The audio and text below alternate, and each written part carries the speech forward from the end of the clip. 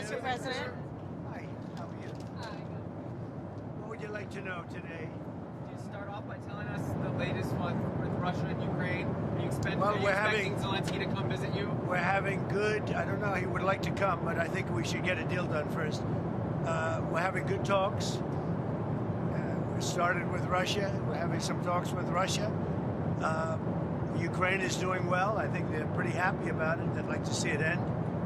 And we won't know for a little while, but we're making progress. What are the big We sticking? settled 8 wars, and I thought this would be one of the easier ones because of my relationship with President Putin. But this is probably one of the more difficult ones. There's a lot of hatred. Mr. President, you said there were a few points of disagreement that were still left to be. Yeah, a few. Can you tell us what those are? Well, it's just standard things, but people are starting to realize it's a good deal for both parties. If they got to stop the war, they're losing a lot of people, a lot of soldiers, mostly soldiers. In that 28-point plan that was originally leaked, there were some portions of that that said that Ukraine. Well, that was an original proposal, and then from there we went back and forth. So when it comes to ceding land to Russia, is that still on the table or has that changed? Well, they're talking about going land both ways and trying to clean up a border. You know, you can't go through the middle of a house. You can't go through the middle of a highway. So they're trying to work something. It's a complicated process. Doesn't go that quickly. What about security guarantees and Ukraine Well, we're joining working NATO? that out with Europe. Europe will be largely involved in that. We're working that out with Europe. And Europe really wants to see it end if possible. there were a lot of Republicans who felt that the first plan, the first 28-point plan, was too favorable to Russia. Have you changed Well, that? that was just a map. All that was is a map. That was not a plan. It was a concept. And from there, they've taken each one of the 28 points, and then you got down to 22 points. A lot of them were solved, and actually very favorably solved. So we'll see what happens. Do you think that Ukraine was being asked to give too much land back to Russia? I know at one point you said they shouldn't have to give any back. It's really up. Look, the way it's going, if you look, it's just moving in one direction. So eventually that's land that over the next couple of months might be gotten by Russia anyway. So do you want to fight and lose another 50, 60,000 people? Or do you want to do something now? In some cases, the land is going in the other direction. So they're negotiating. They're trying to get it done. You want to have a border. You can't have a border that goes through a highway or a border that goes through the middle of a town. So that doesn't work. So it's a long, complicated process. And very sad because so many people are being killed. What's the next step? They're going to keep talking. They're talking to Russia now. Steve Witkoff is going over, maybe with Jared. I'm not sure about Jared going, but he's involved in the process. Smart guy, and they're going to be meeting with President Putin, I believe, next week in Moscow. Next week in Moscow? I think so, yes. What kinds of concessions are the Russians going to have to make? Well, they're making concessions. They're big concessions as they stop fighting and they don't take any more land. Again, it's a war that would have never happened if I was president. This was not anything that was going to happen. This happened because of stupidity.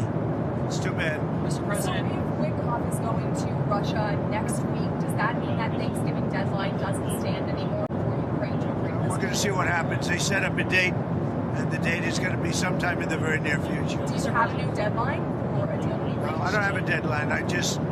You know what the deadline for me is? When it's over. And I think everybody's tired of fighting at this moment. They're losing too many people. Have you heard this audio that Bloomberg has of Witkoff coaching the Russians on how to appeal to you? Well, I haven't heard it, no, but that's a standard thing, because he's got to sell this to Ukraine. He's got to sell Ukraine to Russia. That's what a deal maker does. You got to say, look, they want this. You've got to convince them with this. That's a very standard form of negotiation. I haven't heard it, but I heard it was standard negotiation. And I would imagine he's saying the same thing to Ukraine, because each party has to give and take. So you're not worried that he's too pro-Russian? No, I think, look, this war could go on for years, and Russia's got a lot more people, got a lot more soldiers, So I think if Ukraine can make a deal, it's a good thing. I think it's great for both. Frankly, I think it's great for both. But Ukraine's got it's much smaller. It's a much smaller group of people. They've lost a lot of people. Russia's lost a lot of people, but Russia has a much bigger pool of people. Mr. President, are you planning to unveil a health care plan anytime soon? Well, we're looking at different alternatives. I mean, I like my plan the best. Don't give any money to the insurance companies. Give it to the people directly. Let them go out and buy their own health care plan. And we're looking at that. If that can work, we're looking at that. That's sort of taken off. That's what I like. Don't give the money to the insurance companies. They go out and buy their own plan. You give the money to the people. I like it the best. Are you planning to extend those subsidies? I'd rather not. Somebody said I want to extend them for 2 years. I don't want to extend them for 2 years. I'd rather not extend them at all. Will you do it? It may be some kind of an extension may be necessary to get something else done, because the Unaffordable Care Act has been a disaster.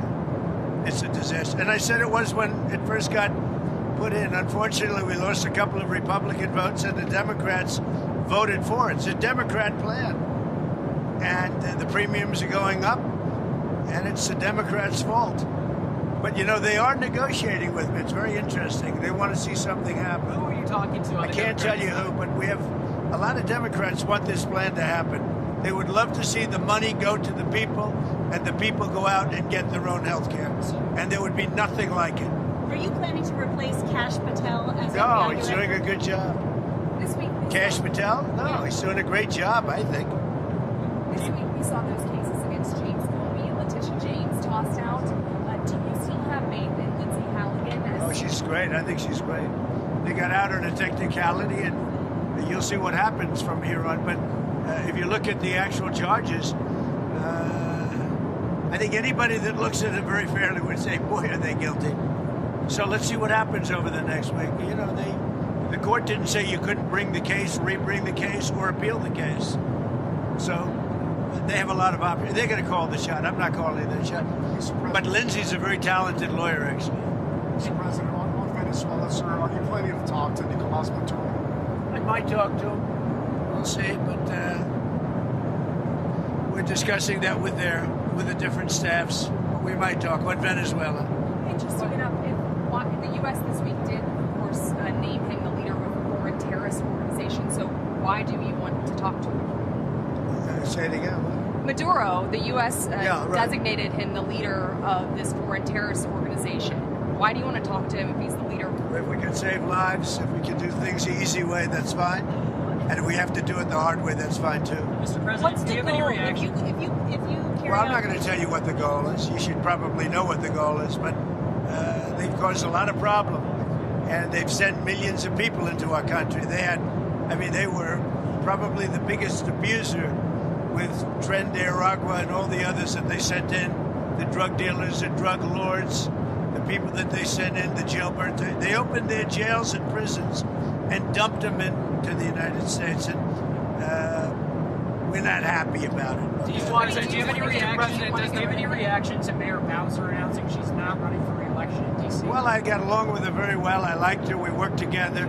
D.C. is now a safe community. It's a great community. You people know it better than I do because you live there.